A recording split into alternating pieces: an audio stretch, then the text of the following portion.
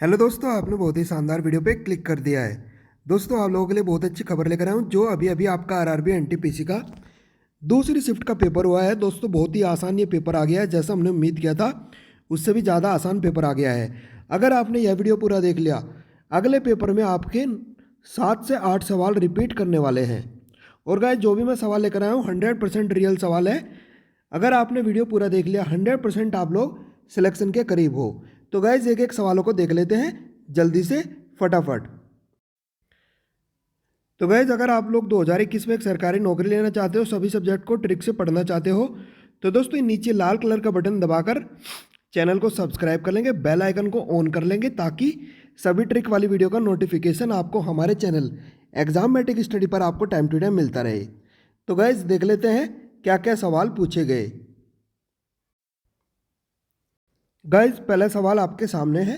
दक्षिण पूर्व मध्य south east central railway का मुख्यालय कहाँ पर है? तो गाइज ये आपका है बिलासपुर में। बिलासपुर इस सवाल का राइट आंसर चला जाएगा। देख लेते हैं अगला सवाल। एक सवाल आपका ये भी पूछा गया, भारतीय संविधान का कौन सा अनुच्छेद भारत की विदेश नीति से संबंधित है? तो गाइज ये आपका है आर्टिकल 51। आर्टिकल 51 इस सवाल का राइट आंसर चला जाएगा। देख लेते हैं अगला सवाल। एक सवाल आपका ये भी पूछा गया, ब्रह्म समाज की स्थापना कब हुई थी? तो गैस ये हुई थी आपके 1828 में। 1828 ईस्वी इस सवाल का करेक्ट आंसर चला जाएगा। दोस्तों 100% रियल सवाल है, बहुत ही अच्छा आपका पेपर होने वाला है। देख लेते हैं अगला सवाल। एक सवाल आपका ये भी पूछा गया, भारत की पहली महिला रेल मंत्री कौन थी? तो गैस जिनका नाम था ममता बनर्जी। ममता बनर्जी इस सवाल का राइट आंसर चला जाएगा। देख लेते हैं अगला सवाल।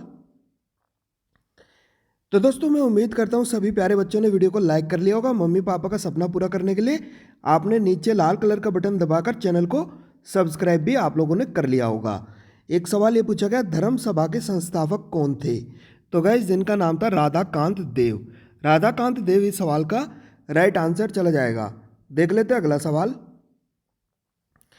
एक सवाल आपका ये भी पूछा गया, आयुर्वेद डे कब मनाया जाता है? तो गाइज ये मनाया जाता है 6 नवंबर को। 6 नवंबर इस सवाल का राइट आंसर चला जाएगा। देख लेते हैं अगला सवाल। एक सवाल गाइज आपका ये भी पूछा गया, भारत में कॉफ़ी का सबसे बड़ा उत्पादक कौन है? तो गाइज ये आपका कर्नाटक राज्य है। कर्नाटक इस सवाल का राइट आंसर चला जाएगा। देख लेते हैं अगला सवाल। भारत में काली मिर्च का सबसे बड़ा उत्पादक कौन है? तो गाइज ये आपका है केरल राज्य। केरल इस सवाल का राइट आंसर चला जाएगा। देख लेते हैं गाइज अगला सवाल क्या पूछा गया, बहुत ही आसान सवाल था। एक सवाल गाइज आपका ये भी पूछा गया, मोहिनी अट्टम कौन से राज्य का डांस है? तो गाइज ये आपका केरल राज्य का एक डांस है। दोस्तों रीजनिंग मैथ के सवालों को मैं ट्रिक से कराऊंगा, थोड़ा धैर्य बनाकर वीडियो को देखेंगे। देख लेते हैं अगला सवाल। एक सवाल आपका ये भी पूछा गया, शरीर का टेम्परेचर कौन नियंत्रण करता है? तो गाइज ये करता है हाइपोथैलेमस ग्रंथि यानी हाइपोथैलेमस ग्लैंड। इस सवाल का करेक्ट आंसर चला जाएगा। देख लेते हैं अगला सवाल। एक सवाल आपका ये भी पूछा गया, लाल रक्त कण का जीवन काल कितना होता है? तो गाइज ये होता है 120 डेज, 120 दिन इस सवाल का राइट आंसर चला जाएगा। देख लेते हैं अगला सवाल। एक सवाल गाइज आपका ये भी पूछा गया, सूरत अधिवेशन कांग्रेस में फूट ये कब हुई थी? ये हुई थी 1907 में, 1907 इस सवाल का राइट आंसर चला जाएगा। देख लेते हैं अगला सवाल। एक सवाल आपका ये भी पूछा गया, भारतीय संविधान के किस अनुच्छेद के अंतर्गत भारत सरकार का दायित्व है कि बाह्य आक्रमण और आंतरिक अशांति से राज्यों की रक्षा करे? ये कौन से आर्टिकल में बोला गया? ये बोला आर्टिकल 355। यही इस सवाल का राइट आंसर चला जाएगा। देख लेते हैं अगला सवाल क्या पूछा गया। एक सवाल आपका ये भी पूछा गया, भारतीय रेलवे की स्थापना कब हुई थी? तो गैस ये हुई थी आपकी 16 अप्रैल 1853 में। 16 अप्रैल 1853 में ही सबसे पहले भारत में रेल चली थी मुंबई से थाने तक, ये भी आपको पता होना चाहिए। देख लेते हैं अगला सवाल। तो दोस्तों ये आपका रीजनिंग का सवाल पूछा गया, इसको मैं लॉजिक से बता देता हूं। देखो इसका अनुपात ये है, इसका अनुपात पूछा है। लॉजिक क्या काम करेगा, 720 में जब आप लोग गुणा करोगे 7/6 की, सोल्व करोगे तो ये आएगा 120। 120 में गुणा करोगे 7 की, तो गाइज ये आएगा आपका 840। 840 हमें मिल गया। यही लॉजिक लगेगा 60 के ऊपर। जब आप लोग 60 में 7/6 की गुणा करोगे तो गाइज क्या आएगा, यह आएगा आपका 10। 10 में 7 की गुणा करोगे यह आएगा 70। तो दोस्तों 70 इस सवाल का राइट आंसर चला जाएगा। 70 इस सवाल का करेक्ट आंसर हो जाएगा। आगे बढ़ लेते हैं, अगला सवाल भी देख लेते हैं। एक सवाल आपका ये भी पूछा गया, 11 का अनुपात दिया गया है, 15 का अनुपात पूछा है। लॉजिक लगाएंगे, 11 का वर्ग करेंगे, 11 में 2 की गुणा करके जोड़ देंगे। इसको सोल्व करोगे तो यह आएगा आपका 121 प्लस यह आएगा आपका 22। इसको जोड़ोगे तो यह आएगा 143। तो यानी लॉजिक आपका काम करेगा यही यहाँ पर भी। 15 का वर्ग करेंगे, 15 में 2 की गुणा करके जोड़ देंगे। तो गाइज ये आएगा आपका 225 प्लस 30 यानी 255 इस सवाल का राइट आंसर हो जाएगा।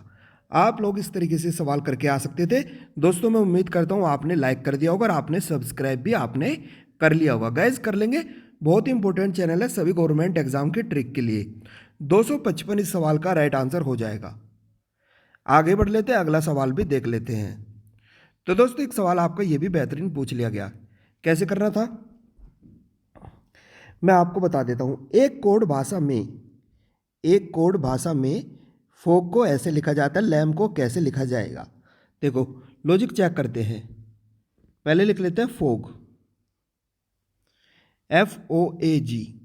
इसका कोड क्या है, PGHB। तो गाइस जब आप इस पे लॉजिक लगाओगे तो क्या आएगा, F के बाद में ABCD में G आता है, O के बाद में P, A के बाद में B, G के बाद में H।